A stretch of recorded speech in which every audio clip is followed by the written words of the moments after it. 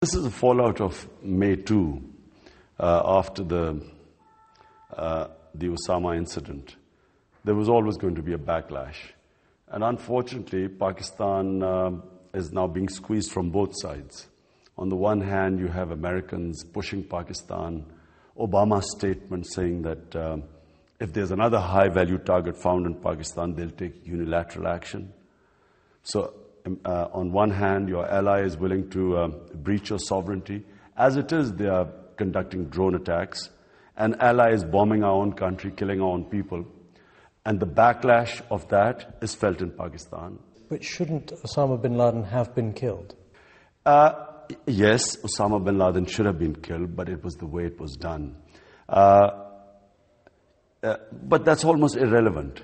Well, is it irrelevant? If it had been left to the Pakistani security authorities, would it have happened? First of all, who knows how he got here and what he was doing here?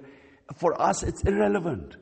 That thing is not relevant anymore. The fact is that an ally did not trust a country which has given 34,000 people death sacrifices for them, and therefore it did not trust them, and it had to come and do its job itself. Do you think, just think about Americans or English, would they allow us, another country, to do something like that? What are we? Are we friends or are we slaves? And this is the problem. The country, people feel they're slaves, and because there's this feeling that we are just being used for someone else's war and our country is being destroyed, the reaction is against the Pakistan government and anti-American. But it is now Pakistan's war as well, whether Pakistan likes it or not, isn't it? This is not Pakistan's war. The day Pakistan makes its own war, we'll win it. I tell the Americans that we don't want your aid.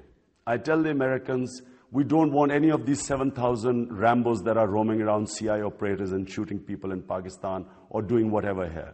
No sovereign country allows contractors, mercenaries to come into their own country or other spy agencies to be all over your country. At the moment, Pakistan has become incredibly reliant, not just in terms of civilian aid, but military aid as well, on the Americans.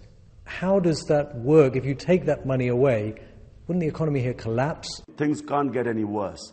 Every day Pakistanis are dying. There's no investment in this country. Our governance system has collapsed. Law and order situation has collapsed in this country. We are dying anyway. So, this policy is going nowhere. So we might as well try another policy where we, as a sovereign country, try and reform our country rather than relying on aid. How long are we going to rely on aid anyway? Sooner or later, the Americans are going to leave. What happens then? We'll collapse anyway. So much better to start the process now and stop this bloodshed that is going on in this country.